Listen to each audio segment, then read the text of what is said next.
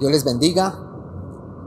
Hoy tenemos la oportunidad de empezar un nuevo tiempo, una nueva serie que estamos llamando Oraciones Poderosas. Y sin duda vamos a estar aprendiendo muchas cosas, así que te estoy animando que puedas estar tranquilo, cómodo, y vamos a dejar que el Espíritu Santo a través de su palabra nos esté hablando. Vamos a orar en este momento y vamos a pedir su dirección. Padre, en el nombre de Jesús, te damos gracias por todo lo que estás haciendo, porque cada día nos estás enseñando, cada día tu palabra revela nuevas cosas a nuestro corazón. Haznos sensibles, Señor, y sabios en este momento, en el nombre de Jesús. Amén y amén.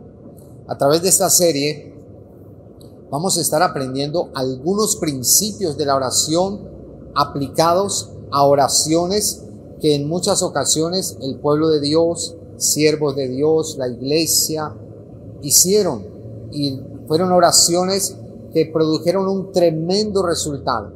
Vamos a mirar un texto que es muy conocido, está en Santiago, capítulo 5, verso 16. Confesaos vuestras ofensas unos a otros y orad unos por otros para que seáis sanados. La oración eficaz del justo puede mucho.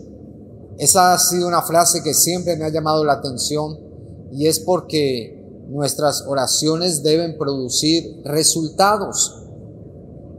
Y en otra versión, en la Nueva Traducción Viviente, yo quiero leer esa parte segunda de este versículo. Dice: la oración ferviente de una persona justa tiene mucho poder y da resultados maravillosos. Aquí empezamos a hablar entonces de que la oración poderosa es una oración que produce resultados. Tú podrías pensar, bueno, yo conozco oraciones poderosas, hay oraciones famosas. Yo quiero animarte a que pienses en algo. Una oración se hace poderosa sencillamente porque está aplicando principios de la palabra de Dios.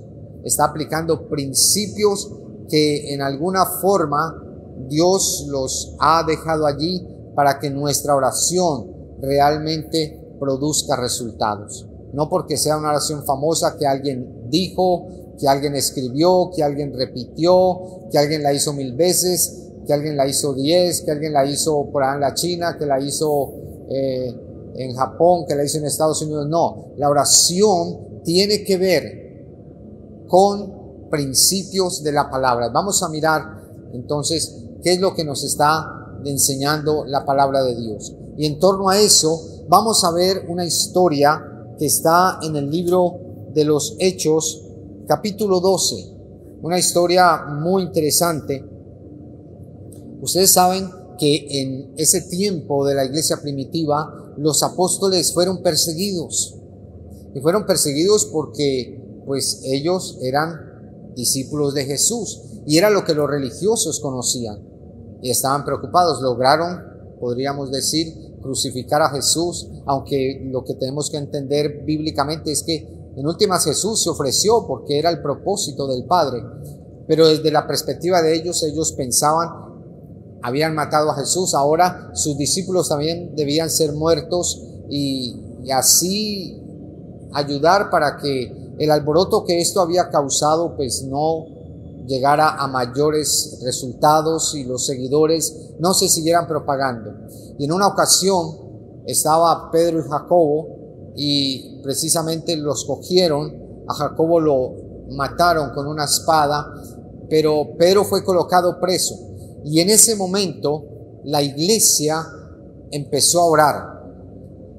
Pedro está preso. Te alcanzas a imaginar esas noticias, y todo el mundo estaba hablando allí. Y vamos a mirar en la palabra de Dios en Hechos capítulo 12, en ese contexto. Dice la escritura lo siguiente: así que Pedro estaba custodiado en la cárcel. Acaba de decir el contexto de que habían colocado guardas, habían hecho un trabajo tremendo en relación a Pedro. Habían colocado guardas, 4 guardas que estaban siendo cambiados cada 6 horas. O sea, él de hecho no podría volarse, pero tampoco podrían venir a rescatarle, porque parece que ese era el temor de ellos. Pero dice allí, pero la iglesia hacía sin cesar oración a Dios por él. Y allí entonces empezamos a ver cómo hay un mover sobrenatural. Dios empieza a actuar, Dios empieza a mover. Y en el verso 6 dice, y cuando Herodes le iba a sacar aquella misma noche, estaba Pedro durmiendo entre 2 soldados, sujeto con 2 cadenas, y los guardas delante de la puerta custodiaban la cárcel. O sea, él realmente no solo había sido metido en la cárcel, no solamente estaba amarrado con cadenas, sino que igual estaba custodiado por soldados que cada 6 horas estaban siendo relevados, sino que también lo querían presentar al pueblo, lo querían escarnecer, tal vez algo similar a lo que hicieron con Jesús. Pero mira esto, mientras eso sucedía, la iglesia estaba orando, estaba clamando y gimiendo al Señor. Y yo quiero que podamos entender todo lo que empezó a suceder en ese momento, porque la oración de la iglesia en ese momento fue una oración poderosa. Y fue una oración que transformó todo lo que estaba en contra de Pedro y aún todo lo que estaba en contra de la iglesia, y ellos pudieron avanzar en victoria. Vamos a mirar varios aspectos, varios principios que tienen que ver con una oración poderosa. El primero que estamos viendo es que la iglesia, dice, hacía sin cesar oración a Dios por él. La iglesia. Allí estamos entendiendo entonces que la iglesia estaba ¿qué? Unánime. Y cuando hablamos de unánime, estamos entendiendo de que estaban con un mismo propósito. El propósito era orar por Pedro. El propósito era clamar por la vida de Pedro. Cuando vemos en la escritura nos damos cuenta que también en el libro de Mateo, está hablando en el capítulo 18, verso 19, dice claramente algo que nos tiene que enfocar en torno a lo que está diciendo allí el relato del libro de Hechos. Dice allí la palabra del Señor: otra vez os digo que si 2 de vosotros se pusieren de acuerdo en la tierra acerca de cualquiera cosa que pidieren, les será hecho por mi Padre que está en los cielos. Ese principio que Jesús enseñó y que dijo en Mateo 28:20 que debían guardar, ellos ya lo estaban aplicando. Ellos estaban de acuerdo. Ellos estaban allí clamando y diciendo al Señor como iglesia: Padre Santo, toca la vida de Pedro, guárdale, Señor, protégele de toda estrategia maligna, cúbrele, Señor. Y ellos estaban orando, estaban unánimes. Y ese es un principio que trae bendición, porque lo que está diciendo el Evangelio es que si se ponen de acuerdo en relación a cualquiera cosa, no importa la petición, no importa la circunstancia, no importa lo difícil o lo que se esté pidiendo, sencillamente si estamos de acuerdo, lo que el Señor nos ayuda a pensar es que vamos a ver resultados poderosos. Ellos estaban ¿qué? Unánimes. Era la iglesia. Y cuando menciona la iglesia no está diciendo, pero algunos hermanos de la iglesia, pero los líderes de la iglesia, pero los ancianos de la iglesia. No, está diciendo la iglesia. Eso es lo que nos está llevando a entender este principio tan importante. Primer principio que lleva a que tengamos una oración poderosa es estar unánimes. Cuando hoy nosotros podemos ponernos unánimes en un mismo propósito, con nuestra esposa, con nuestro esposo, con nuestros padres o con nuestros hijos, con los líderes de la iglesia, con la iglesia, vamos a ver resultados poderosos. El problema muchas veces es que no nos hemos puesto de acuerdo, y recordemos lo que el Señor dice en su palabra, que un reino dividido contra sí mismo no prevalece. Cuando la iglesia se ha dividido, su oración se hace débil. Cuando la iglesia se ha dividido, su oración no avanza, no se desarrolla. Entonces, allí vemos algo muy precioso y muy importante. Mira esto, entonces. Estaba la iglesia unánime. Un segundo principio que estamos entendiendo allí, dice, la iglesia hacía sin cesar oración. Sin cesar. ¿Qué quiere decir eso? Que cuando ellos empezaron a orar como iglesia, estaban unánimes, no pararon hasta ver una respuesta, no pararon hasta ver resultados.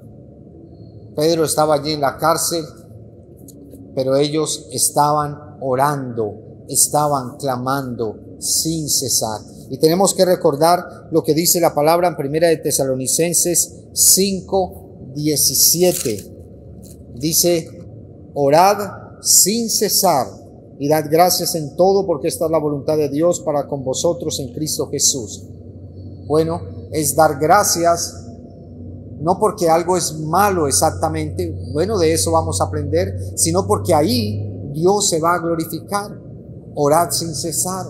Orar sin cesar no es que, no, durante toda mi vida yo voy a estar orando. Puede ser que lo veamos en ese sentido, pero cuando tú y yo entendemos que cogemos una petición, estamos en unanimidad con alguien, mínimo otra persona, y estamos orando hasta que Dios traiga una respuesta sobrenatural. Estamos orando, buscando la gloria de Dios. Esto me llamó mucho la atención, porque es lo que uno ve en muchas ocasiones a la luz de la palabra, cuando vieron oraciones insistentes, oraciones de clamor, oraciones que estaban haciéndose en la mañana, en la tarde, en la noche, oraciones que estaban buscando el rostro del Señor. Ese es un segundo principio. Ya hemos visto dos. El primero, orar en unanimidad. El segundo, orar sin cesar.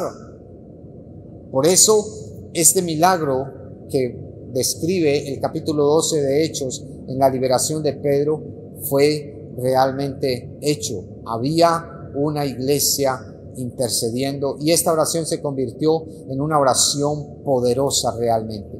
Pero hay un tercer principio que está allí empezando, es muy obvio cuando lo entendemos. Dice, pero la iglesia hacía sin cesar oración a Dios por él. Amén. Así tan sencillo como suena.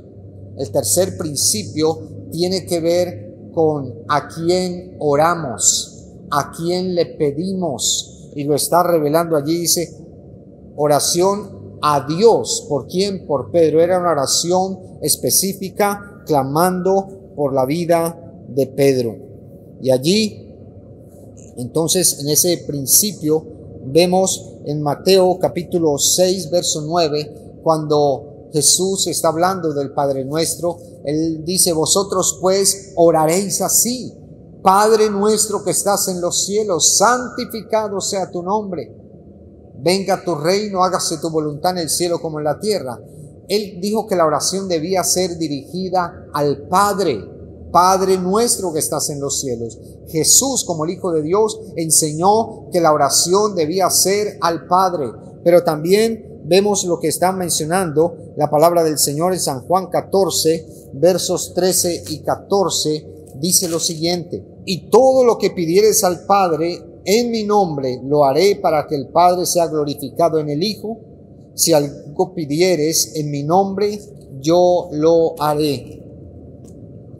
¿Qué está diciéndonos? Que debemos pedir al Padre. Recuerda que esto fue lo que el Señor les ha enseñado a los discípulos. Ellos lo están colocando en práctica y están orando a Dios, están orando al Padre, están clamando. Esto hace que nuestra oración pueda llegar a ser poderosa. ¿Sabes por qué? Porque es una oración bíblica, porque es una oración dentro del plan y el propósito de Dios.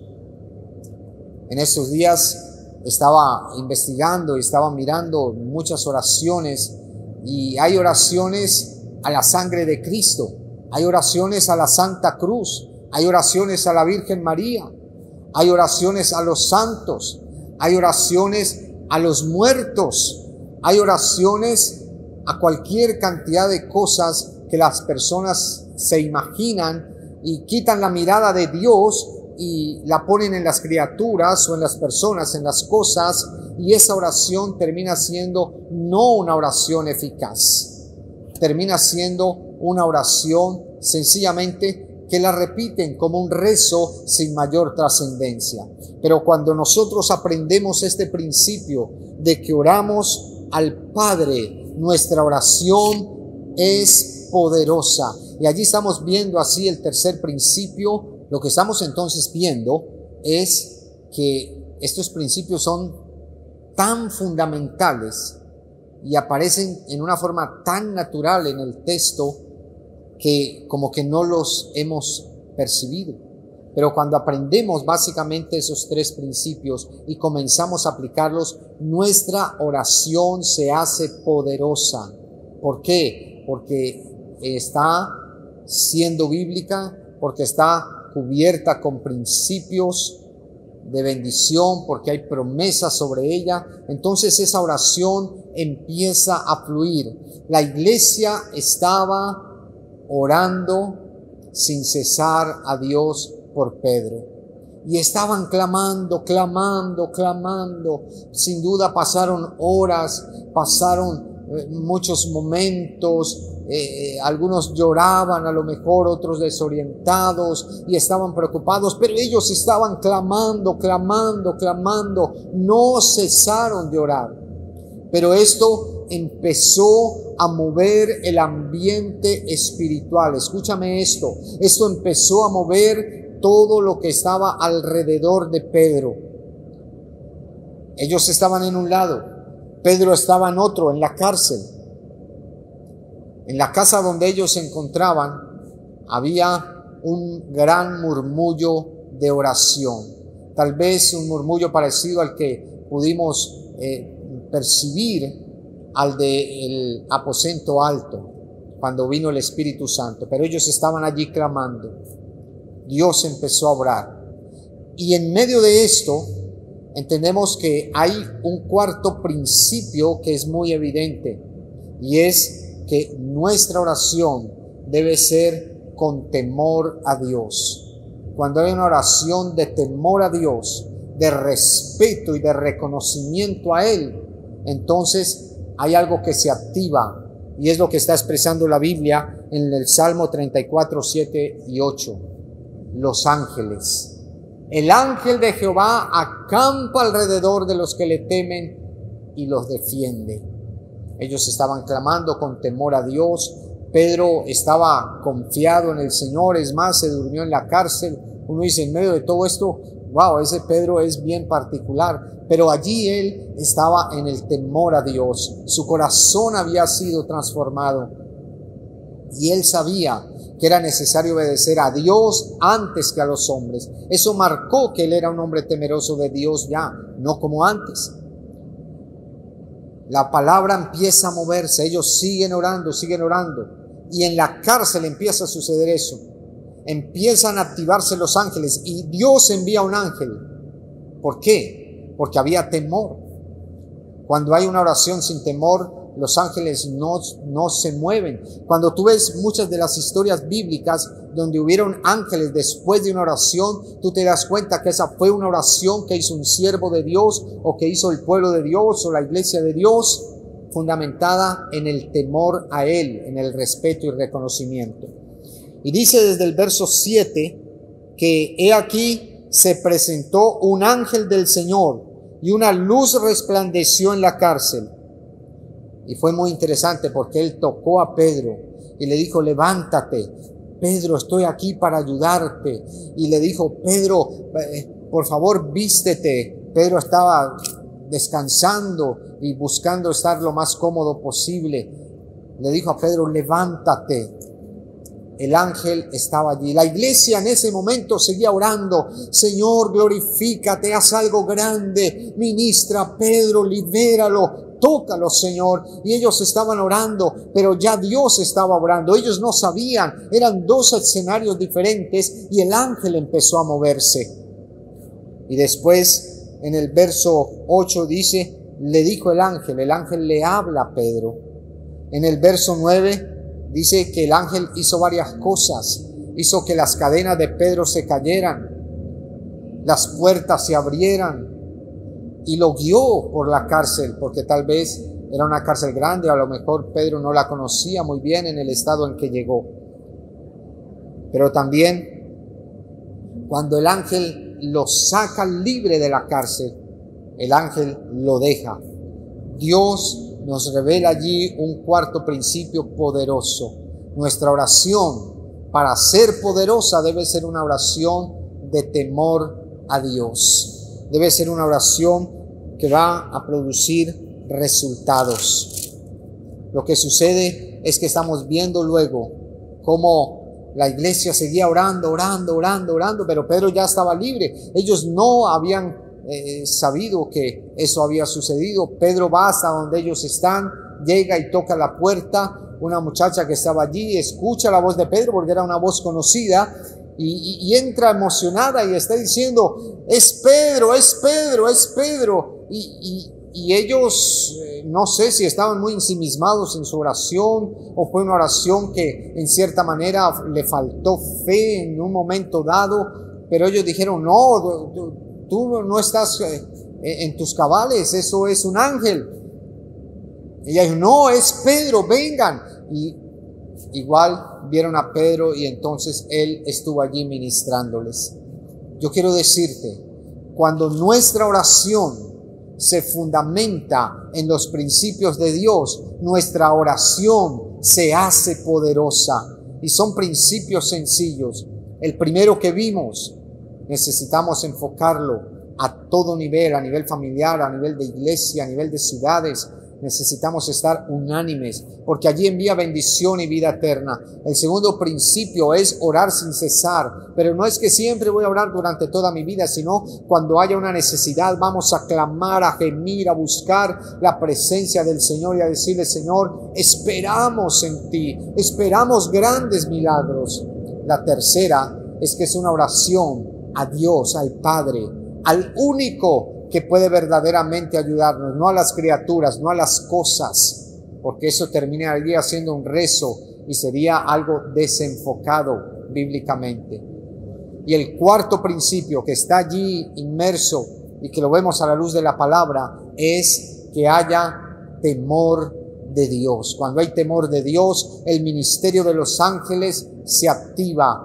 El ángel de Jehová va a acampar, el ángel de Jehová va a hablar, el ángel de Jehová va a tocar, el ángel de Jehová va a guardar y eso nos va a bendecir. Creemos firmemente en el ministerio de los ángeles porque la palabra dice que son espíritus ministradores en favor de los que han de ser herederos de la salvación. Y en muchas ocasiones ellos se han personificado desde la antigüedad, desde tiempos bíblicos hasta hoy.